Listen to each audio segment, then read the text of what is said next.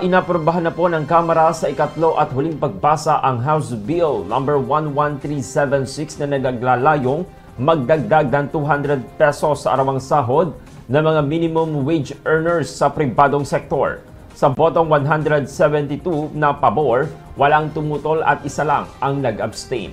Lahat ng uri ng manggagawa kabilang na ang regular, contractual at subcontractual, gayon din sa sektor ng agrikultura at non-agriculture ay sakop ng aumento.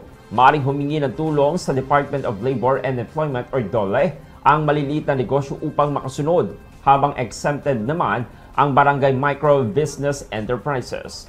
Ang lalabag ay maaaring pagmultahin ng 100,000 pesos hanggang 500,000 pesos at makukulong ng 2 hanggang 4 na taon. Ito ang kauna-unahang legislated wage hike mula noong 1989. Samantala, matatandaan na ipasa na rin sa Senado ang katumbas na panukalang Senate Bill number 2534 na 100 pesos na dagdag sahod sa kada araw. Kailangan pag-isahin ng Bicameral Conference Committee ang dalawang bersyon bago ito mapirmahan bilang batas. Tiniyak naman po ng Department of Agriculture or DA na handa ang hog sector sa posibleng pagbalik ng African Swine Fever ASF ngayong tag-ulan. Ayon kay DA spokesperson Arnel de Mesa, nakaalerto na ang mga magbababoy lalo na muling naitala ang ASF sa Batangas noong ikatlong quarter ng 2024. Kabilang sa mga naapektuhang lugar noon ang Lobo, Lian, Rosario, Calatagan at Lipas City. Ipinaliwanag pa ni de Mesa na maaaring maging tagapagdala ng virus ang tubig tuwing tag-ulan.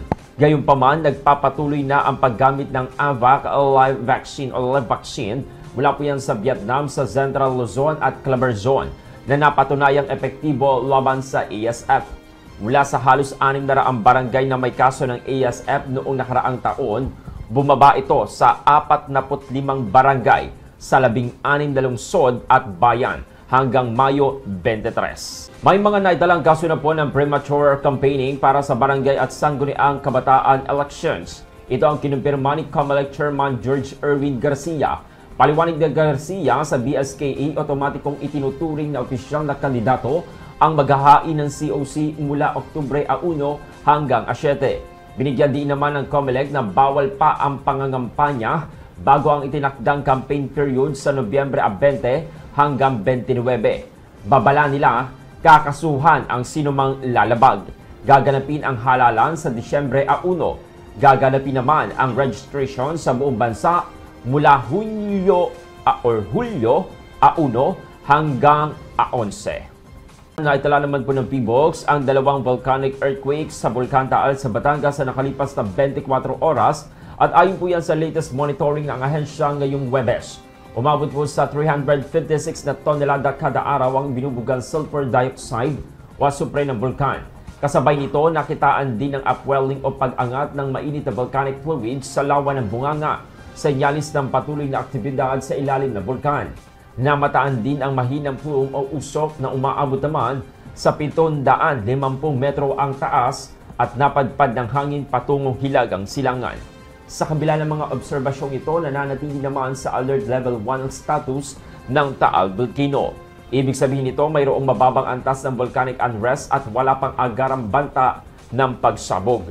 Gayunpaman, pinapalalahanan pa rin ang publiko na iwasan ang pagpasok sa permanent danger zone sa paligid ng Taal Volcano Island dahil sa posibleng biglaang pagbuga ng singaw, abo o gas.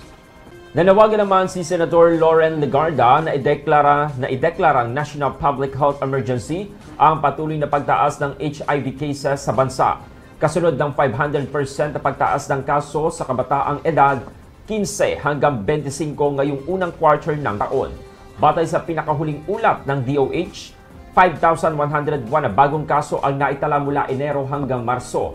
Mas mataas kumpara sa 3,409 noong nakaraang taon. Umabot na sa 148,831 ang kabuang HIV cases sa bansa mula 1984. Pinakabata sa mga bagong kaso ang 12 anyos na batang babae sa Palawan na nahawa sa pamamagitan ng sexual transmission.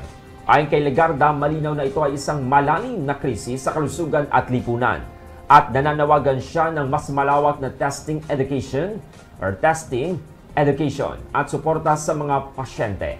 Samantala, iginiit naman ni Senador Sherwin Gatchalian na ito ay isang wake-up call para sa gobyerno at nananawagan sa DepEd na ayusin at ipatupad ng maayos ang reproductive health education sa mga paaralan. Magsasagawa po ang Department of Labor and Employment or DOLE ng panibagong nationwide job fair sa Hunyo 12. Kasabay po yan ang ika-127 na anibersaryo ng Araw ng Kalayaan. Ayon kay DOLE Secretary Bienvenido Leguesma, ito ang handog nila sa mga manggagawa bilang Independence Day gift. Inihahanda na umano ang mga venue para sa nasabing job fair. Noong Mayo 1, nakapagtala ang DOLE ng 5,780 na hard on the spot sa 71 job fair sites sa bansa. Mas mataas kaysa sa 11.10% placement rate noong nakaraang taon. Samantala, may posibilidad naman na maglabas ng bagong wage order para sa NCR sa Hulyo, kasabay ng anibersaryo ng huling aumento sa sahod. I-hold up ang isang sari-sari store sa barangay kay Bunga, Balayan, Batangas pasado alas 11 ng umaga noong Hunyo 4 ngayong taon. Ayon sa pulisya, dumating ang suspect na nakasuot ng bull cap, face mask at t-shirt kung saan tinutukan ng patalim ang biktimang si Edisa, 47 anyos. Tinangay ng salary na mga alahas na tinataya nagkakahalaga ng 50,000 pesos bago tumakas sakay ng motorsiklo patungong bayan ng Balayan. Patuloy naman ang investigasyon ng Balayan MPS sa tulong ng CCTV footage at dragnet operation upang matukoy ang pagkakakilanlan ng naturang suspect. Nagbabala po ang pag-asa sa posibilidad po ng flash floods at landslides sa ilang bahagi po ng bansa. Bunsod pa rin po yan ang patuloy na pag-ulan ngayong Huwebes, Hunyo 5. Ayon po sa inalabas na 24-hour public weather forecast kaninang alas 4 ng madaling araw, patuloy po na nakakapekto ang southwest monsoon o yung habagat sa Luzon, particular na sa parte ng Ilocos Region, Cordillera, Batanes, Babuyan Island, Zambales, Bataan, at maging dito sa parte ng Palawan, Basilan, Sulu at Tawi-Tawi. Inaasahan po sa mga lugar na ito ang maulap na kalangitan na may mga kasamang kalat-kalat na mga pag-ulan at pagkidlat at pagkulog.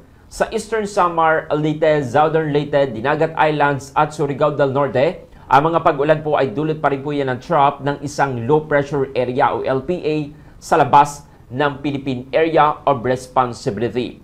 Hindi naman inaasahang magiging bagyo ang naturang LPA sa susunod na 24 oras. Samantala, bahagyang maulap hanggang sa maulap naman na kalangitan ang mararanasan dito sa dako ng Metro Manila at natitirang bahagi ng Luzon. Habang posible rin po ang panandaliang pag-ulan o pagkidlat pagkulog dahil pa rin po yan sa hanging habagat.